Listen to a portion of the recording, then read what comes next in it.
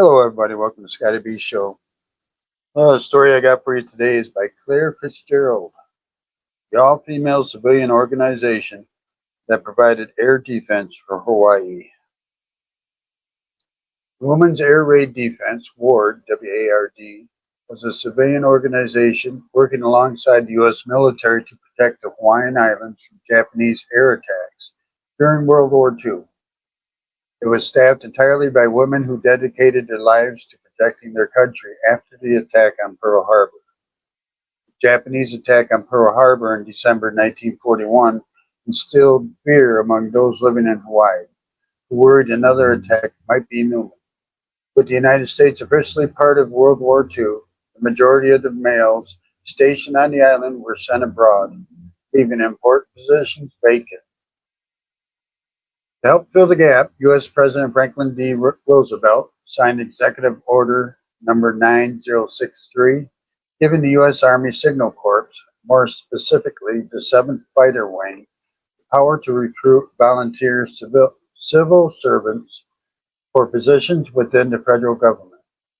Several days after the attack, U.S. Army Air Corps Brigadier General Howard C. Davidson contacted Una Walker, a woman living on Oahu, who often volunteered with the Red Cross. Without giving anything away, he requested that she put together a list of 20 women she felt could be the nucleus of the secretive Army job. On December 26, 1941, Walker, Davidson, and the 20 women met at the Royal Hawaiian Hotel. They were joined by the spouse of service member John Howard.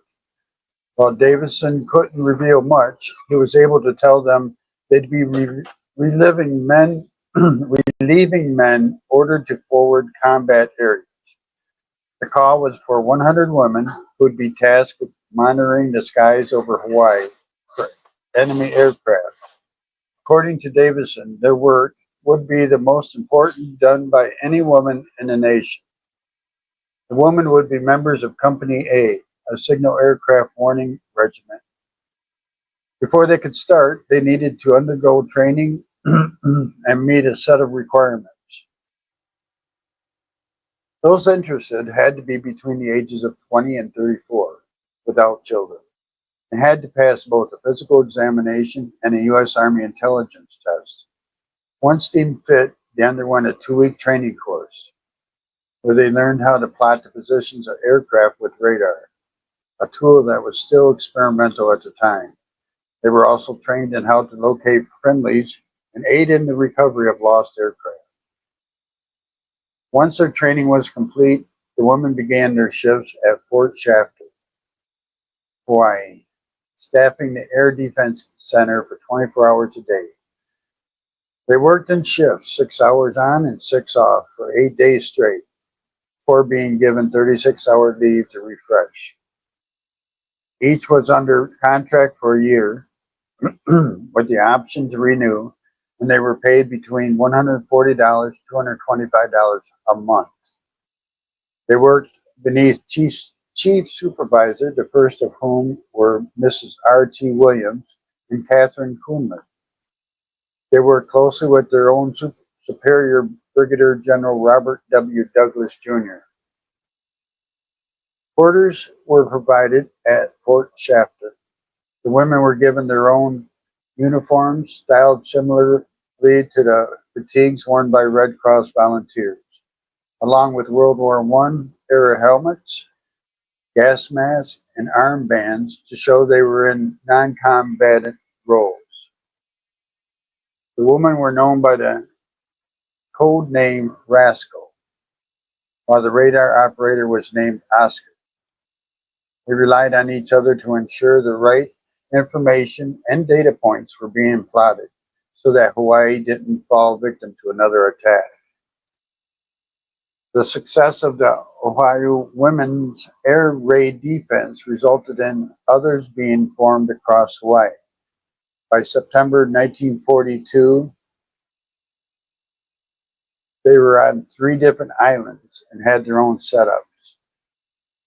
In June 1943, Ward was transferred to the U.S. Army Air Forces under the 17th Fighter Command. As the need for volunteers grew, women from the mainland began to fill positions. The Women's Air Raid Defense was disbanded at the end of the Second World War.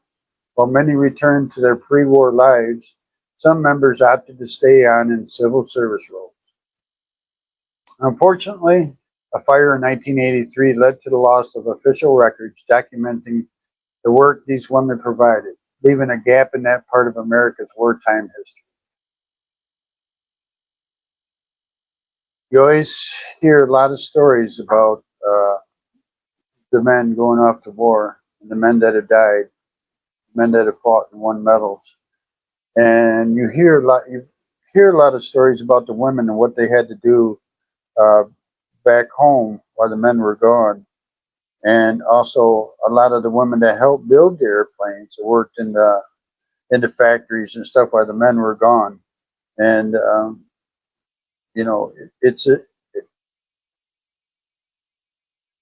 takes everybody to stay safe. It takes everybody to work together, and that's what they did back then.